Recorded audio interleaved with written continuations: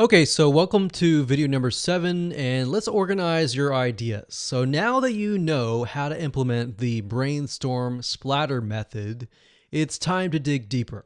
Let's organize your questions and answers that we figured out earlier, and based upon that, let's expand on that and make sure that we have everything ready to go so that when we begin the mock-up process, it's going to be easy to see the layout, everything step by step, the question, the yes or no, or whatever that is going to look like in your chatbot.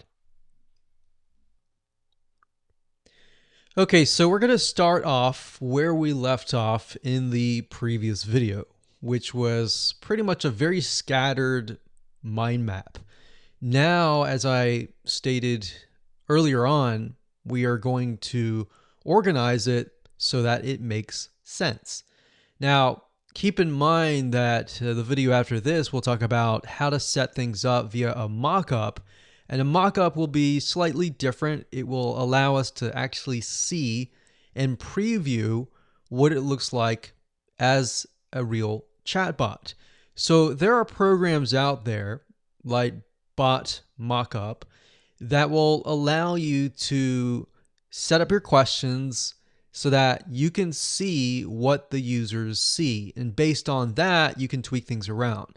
But for now, all we're doing is we've already put our creative ideas down. We are going to elaborate further and organize it. All right. So we're bringing the logical side of our brain in right now.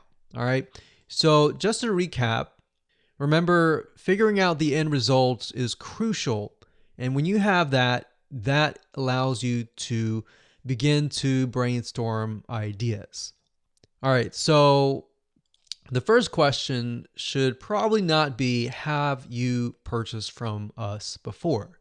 Instead, it should be something of, hey, first name.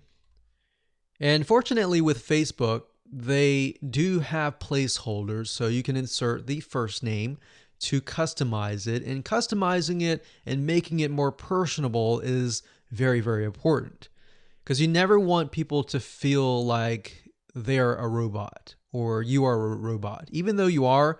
And you definitely want to make it clear that you are a chat bot and not a real live person, because sometimes people can't differentiate between the two, and chat bots are new technology that has come in. Once you're transparent and you're upfront and honest, they tend to trust you.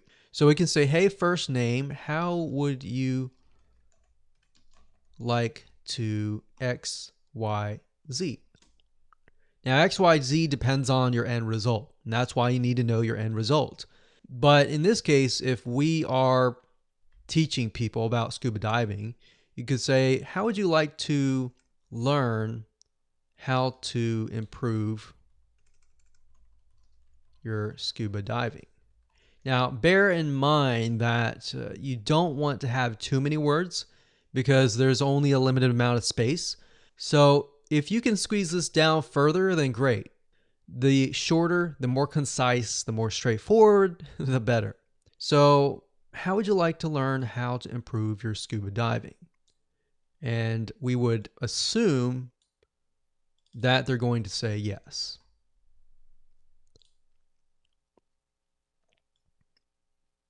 If they say no, you could say something like, well, how can I help you? Would you like to have you purchased from us before or whatever, and all that? Or you could say, hi, first name. How would you like to learn how to, or hey, first name, I would like to help you improve your scuba diving. And then you could say, to better help you, to redirect you to the right department, have you purchased from us yet? So this could just be the intro message, and when they click get started, this appears. All right, so there's no yes or no. Instead, they are just merely sent here. So they're sent from here. to here. And remember, I talked about in the previous video that you're trying to figure out where to send them. Are they a customer or are they not a customer? So to redirect you to the right customer, have you purchased from us? Yes, yet. So we have yes. If it is yes, they are a customer. If it is a no, they are a prospect. So let's go ahead and work on the customer side. So scrolling over here, this is a customer. And if they say, yes, I have purchased from you, say, thank you for being a loyal customer. One thing we found that works really well is to always thank them, because nowadays people don't thank enough. So thank them for being a customer. Thank them for, sticking by you. So say, thank you for being a loyal customer. Always put their name in there, first name. How can I help you? So in this case, you could give them a number of choices. You could give them a choice such as maybe customer support. And over here, you have live customer support chat. So you could send them here, or you can give them another option and say, you want to know about the latest products and updates on the products? Click here, send them there. And then that could be an article. So as you can see in this light, this is not really a yes or no question. It's more of a choice. And then based on the choices that they choose, you can redirect them somewhere else. So updates on the latest products, from that point, you could send them to product reviews, or from this point, you could send them to social proof, and you could send them here. So that makes sense, and that would allow us to get more sales, potentially block any refunds that are about to happen by making people happy and solving their problems, or updating them. All right, so that would be ideal. And in terms of questions, the questions really depend on your product and service. But this is a good way to direct them and split them off into a different track. Now let's work on the prospect side. So the prospect, if they say, no, we haven't purchased from you before, they're a prospect. And in this case, like I said earlier, they're going to need a lot more pre-selling. So from this prospect, we can say, no problem, we're glad you're here. And then put their name. How can I help you? Question mark. And then maybe from this point, you could redirect them to several articles, or several articles converted into questions. And if they depend on what they click, you send them to those articles. And maybe from those articles, you can send them to a free gift or something of value, or you can direct them straight from here to here. It's really up to you. But in this case, we'll direct people from here to here.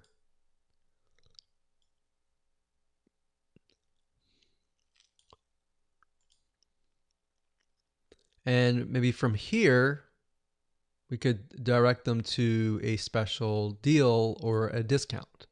So eventually we want to convert these prospects and get them over to the customer over here.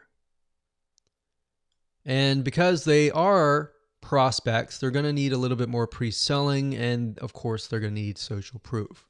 So now I've created sort of a very simple chatbot that is organized and that is mapped out. Next, what we're going to do is we're going to use a mock-up software to get a better idea of what this looks like, because this is not exactly the mock-up yet. It's just an organized bird's eye view rough draft. So we're going to take this and we're going to make it look like a chatbot. So that way, you're going to be able to see the ins and the outs of the project. You're going to be able to see any issues with the chatbot by following this process. All right, so let's move on to the next video.